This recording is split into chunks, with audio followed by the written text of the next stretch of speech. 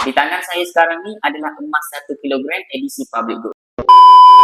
Tuan-tuan nak tahu tak, 1 kilogram ni pada tahun 2000, harga dia sekitar 35,000 sahaja. Hari ni tahun 2025, harga emas 1 kilo ni dah cecah sampai RM465,000. Jadi untuk tuan-tuan yang tengok video ni, kalau tuan-tuan sekarang ni sedang menabung emas di public good, tuan-tuan kena ada matlamat at least ada 1 kilo. Sebenarnya dulu tuan-tuan saya ada satu angan-angan yang mana saya fikir saya nak beli rumah. Tapi bila saya nak beli rumah ni tuan-tuan, saya perlukan cash yang banyak untuk bayar deposit. Tapi apa saya buat tuan-tuan, saya target supaya saya dapat kumpul 1 kilo ni. At least bila saya ada 1 kilo ni tuan-tuan, saya boleh jual nanti dan boleh beli rumah secara cash. Sebab apa? Sebab 1 kilogram emas ni harga dia sama dengan sebiji rumah. Jadi hari ni harga 1 kilo RM465,000.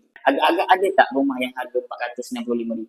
Jawapan dia ada tuan-tuan. Jadi untuk anak muda ataupun siapa yang menyimpan emas hari ni, fokus dulu simpan emas yang 1 kilogram. Nanti bila tuan-tuan ada 1 kilo, nak beli rumah, jual sahaja boleh beli rumah secara cash. Kalau tuan-tuan nak rasa saya bantu simpan emas di public good 1 kilo macam ni, boleh isi bet dulu dekat bawah. Dapat sesuatu tuan-tuan, nak lebih banyak ilmu emas dan kewangan, teruskan follow saya.